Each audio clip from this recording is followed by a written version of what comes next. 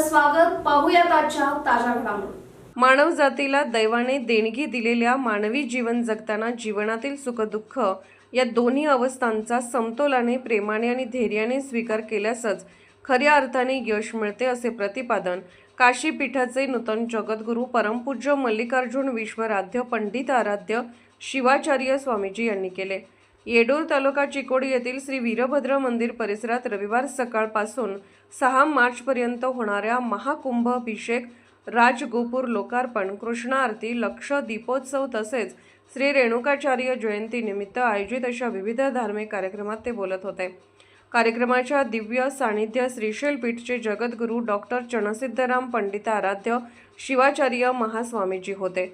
काशी पीठाचे नूतन जगद्गुरू स्वामीजी पुढे म्हणाले, माणसाच्या जीवनात प्रथम संकट येते, ते स्वीकारण्याची तयारी असली पाहिजे. त्यानंतर सुखाचा मार्ग खुला होतो.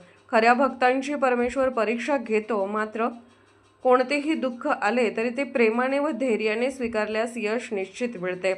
आयुष्यात येणारी प्रत्येक घटना ही ईश्वर कृपा समजून स्वीकारावी, असे स्वामीजींनी सांगितले. समारंभाच्या दिव्य सानिध्यावरून बोलताना श्रीशैल पीठाचे जगद्गुरू म्हणाले, मानवी जीवन अध्यात्म व समाजासाठी सत्कार केलेल्या शिष्याच्या डोक्यावर गुरु शिष्याच्या मस्तकावर कृपा हस्त ठेवतो, तेव्हा अद्भुत परिवर्तन घडते. अशी ज्योतीला स्पर्शलेली वात ज्योती स्वरूप होते.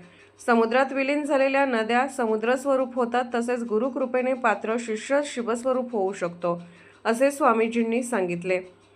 या कार्यक्रमास विविध मठाधीश, साधू संत तसेच परिसरातील मान्यवर उपस्थित होते. SB न्यूजसाठी इंगळीहून राजू कोळी. राजकीय, सामाजिक, आर्थिक असा सर्व घडामोडींचा आढावा पाहायला विसरू नका SB न्यूज चॅनल आणि नक्कीच सबस्क्राईब करा.